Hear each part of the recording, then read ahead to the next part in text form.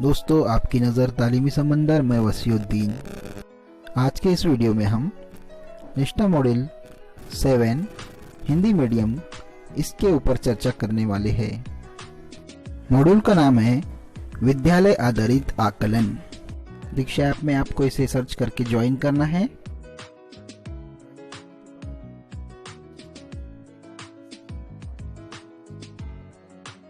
हमें अलग अलग विषय में चर्चा करना है, इसका संवाद करना है, इसकी पाठ रचना करना है।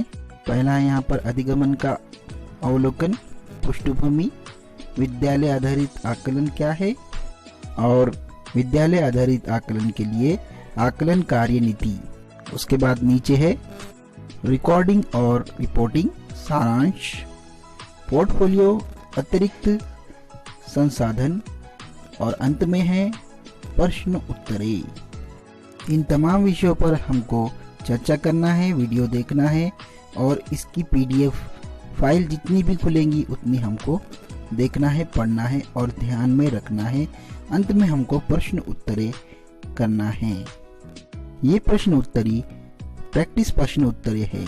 चलिए इसे खोलते हैं और इसकी उत्तरें ढूंढने की कोशिश करते हैं। पहला प्रश्न है यहाँ पर, कक्षा और मैं पर्यावरण अध्ययन क्या है ये बताना है।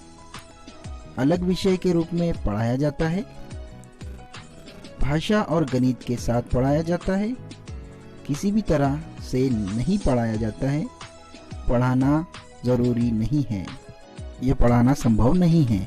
और इसका सही उत्तर है भाषा और गणित के साथ पढ़ाया जाता है। बढ़ते हैं अगले प्रश्न की ओर। अगला प्रश्न है प्रश्न 2, प्राथमिक स्तर पर पर्यावरण अध्ययन के सीखने सिखाने के उद्देश्य में शामिल नहीं किया जाता है। क्या नहीं शामिल किया जाता है ये बताना है।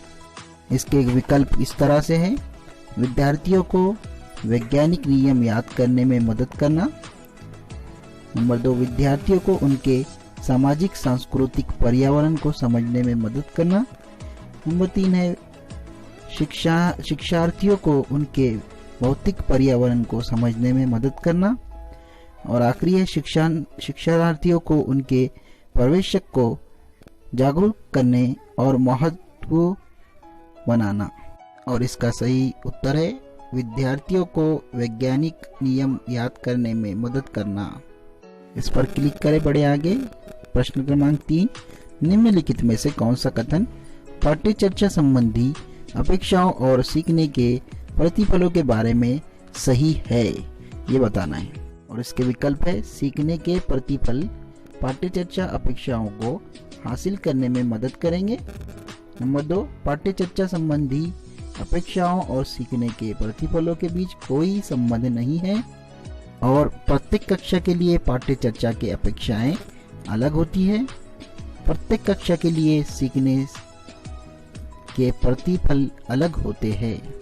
और इसका सही विकल्प है, प्रत्येक कक्षा के लिए सीखने के प्रतिफल अलग होते हैं। इस पर क्लिक करें, बढ़े अगले प्रश्न की ओर। अगला प्रश्न है प्रश्न क्रमांक 4, विभिन्न मापदंडों के लिए विद्यार्थियों के सीखने की प्रगति और उनके स्तरों का पता लगाने के लिए निम्नलिखित विकल्पों में से कौन सा सबसे उपयुक्त है। और इसके विकल्प कुछ इस तरह से है, लिखित परीक्षा, वर्कशीट, मौखिक परीक्षा, रूब्रिक्स यानी मापदंडों का सेट। और इसका सही उत्तर है रूब्रिक्स, मापदंडों का सेट। इस पर क्लिक करें, बढ़े अगले प्रश्न की ओर। प्रश्न क्रमांक 5, पर्यावरण को सुरक्षित रखने वाले 3 र है, वो 3 र कौन से है बताना है। और इसके विकल्प कुछ इस तरह से, रिजर्व करना यानी आरक्षित करना, रिड्यूस करना यानी कम करना, रिसाइकल करना यानी पुनः चक्रित करना। नंबर 2 विकल्प है, रिकवर करना यानी पुनः प्राप्त करना, रीयूज करना पुनः उपयोग करना, रिटेन रोक कर रखना। नंबर 3 विकल्प, रिकॉग्नाइज यानी पहचानना, रिसाइकिल पुनः चक्रित करना, रीयूज पुनः उपयोग करना। और अंतिम विकल्प है रिड्यूस कम करना, रीयूज पुनः उपयोग करना, रिसाइकिल पुनः चक्रित करना। और इसका सही विकल्प है रिड्यूस कम करना, रीयूज पुनः उपयोग करना, रिसाइकिल पुनः चक्रित करना। इस पर क्लिक करें बड़े अगले प्रश्न की ओर। प्रश्न क्रमांक 6, निम्नलिखित में से कौन सा बच्चों के बीच व्यक्तिगत सामाजिक गुणों को बढ़ाने में मदद करता है? और इसके विकल्प कुछ इस तरह से हैं। कक्षा में सहयोगी और सहकारी रूप से सीखने को बढ़ावा देना। नंबर 2, संबंधित मुद्दे पर विशेष व्याख्यान आयोजित करना। नंबर 3, विषय पर प्रश्नोत्तरी आयोजित करना। अंतिम, कक्षा में इस पर शिक्षक द्वारा प्रतिदिन 5 मिनट की बात करना। और इसका सही विकल्प है कक्षा में सहयोगी और सहकारी रूप से सीखने को बढ़ावा देना। इस विकल्प पर क्लिक करें बड़े अगले प्रश्न की ओर। प्रश्न क्रमांक 7, निम्नलिखित में से कौन सा पर्यावरण अध्ययन शिक्षण अधिगमन के अनुरूप नहीं? इसके विकल्प है प्रत्येक बच्चे को प्रश्न पूछने का अधिकार है, प्रत्येक बच्चा अपने तरीके से अद्वितीय है, प्रत्येक बच्चा अपने ज्ञान का सर्जन स्वयं करता है, प्रत्येक बच्चा अपनी पाठ्य चर्चा का सर्जन करता है। और इसका सही विकल्प है प्रत्येक बच्चा अपनी पाठ्य चर्चा का सर्जन करता है। इस पर क्लिक करें बड़े अगले प्रश्न की ओर। प्रश्न क्रमांक 8, पर्यावरण अध्ययन जिसे बढ़ावा नहीं देता है वो बताना है। और इसके विकल्प है पूछताछ और जांच पड़ताल, परिभाषाओं को याद करना, बहुत सवाल पूछना, करके सीखना। और इसका सही विकल्प है परिभाषाओं को याद करना। ये पर्यावरण अध्ययन जिसे बढ़ावा नहीं देता है। अगला प्रश्न है प्रश्न क्रमांक 9। प्रश्न क्रमांक 9, प्राथमिक स्तर के पर्यावरण अध्ययन की पाठ्य चर्चा में होना चाहिए, क्या होना चाहिए ये बताना है।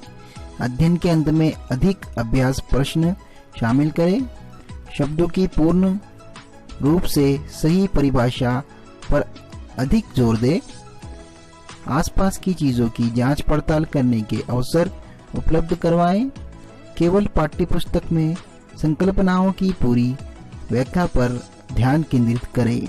और इसका सही विकल्प होगा, और इसका सही उत्तर है आसपास की चीजों की जांच पड़ताल करने के अवसर उपलब्ध करवाए। दोस्तों, अगर आप ऑनलाइन शॉपिंग में इंटरेस्ट रखते हो तो जाइए मेरी ऑनलाइन शॉपिंग स्टोर पर जो अमेज़ॉन से एफिलिएटेड है। नए नए ऑफर शुरू है, नीचे मैंने डिस्क्रिप्शन बॉक्स में लिंक दे रखी है। मेरी साइट का नाम है खरीदलो.com। प्रश्न क्रमांक 10 है, राष्ट्रीय पाठ्य चर्चा की रूपरेखा के अनुसार पर्यावरण अध्ययन के लिए कौन सा वाक्यांश सही है? विकल्प है पर्यावरण अध्ययन को केवल पर्यावरण की संकल्पनाओं के केंद्रित रहना चाहिए, पर्यावरण अध्ययन को वैज्ञानिक और सामाजिक विज्ञान की तरह अलग पढ़ाया जाना चाहिए, पर्यावरण अध्ययन को प्राकृतिक अंतर विषयक है, पर्यावरण अध्ययन की प्राकृतिक एकल विषयक है। और इसका सही उत्तर है पर्यावरण अध्ययन की प्रकृति अंतर विषयक है। इस पर क्लिक करें। ये हो गए आपके 10 क्वेश्चन पूरे के पूरे और इसके सही उत्तर। मिलते हैं अगले वीडियो में, बने रहिए तब तक तालीमी समंदर के साथ।